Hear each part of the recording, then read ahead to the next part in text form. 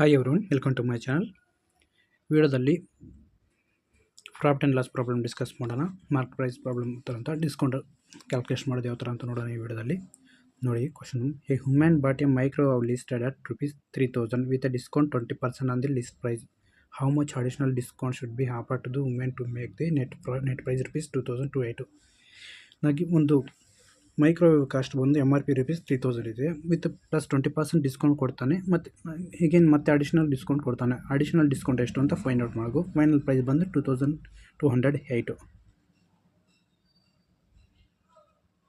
3,000ಗೆ 20% discount ಅಂದಾಗ 3,000 20% discount ಅಂದಾಗ 10% ಅಂದರೆ 300, ಡಬಲ್ 600.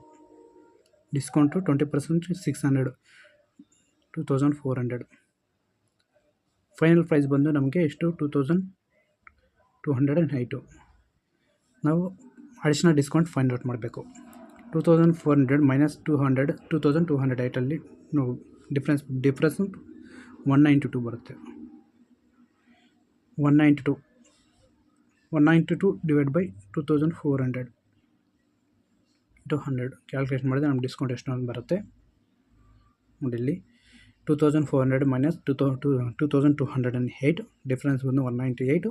ನಮ್ಮ discount additional discount find out ಮಾಡಬೇಕು. ಅದರಿಂದ ನಾವು 2,400 ತೊಗೊಂಡಿದ್ದೀವಿ. 192 ಡಿವೈಡ್ ಬೈ 2,400 ಇಂಟು 100.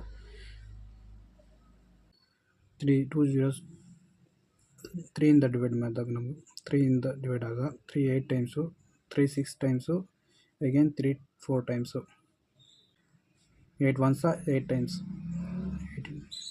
ನಮಗೆ 8% ಬಂತು. ವ್ಯಾಲ್ಯೂ ಎಷ್ಟು ಬಂತು? 8 ಇದನ್ನು 8% ಅಡಿಷನಲ್ ಡಿಸ್ಕೌಂಟ್. ಅಡಿಷನಲ್ ಡಿಸ್ಕೌಂಟ್ ಎಷ್ಟು? ಆಪ್ಷನ್ ಈ ರೈಟ್ ಆನ್ಸರ್ 8% ಅಡಿಷನಲ್ ಡಿಸ್ಕೌಂಟ್.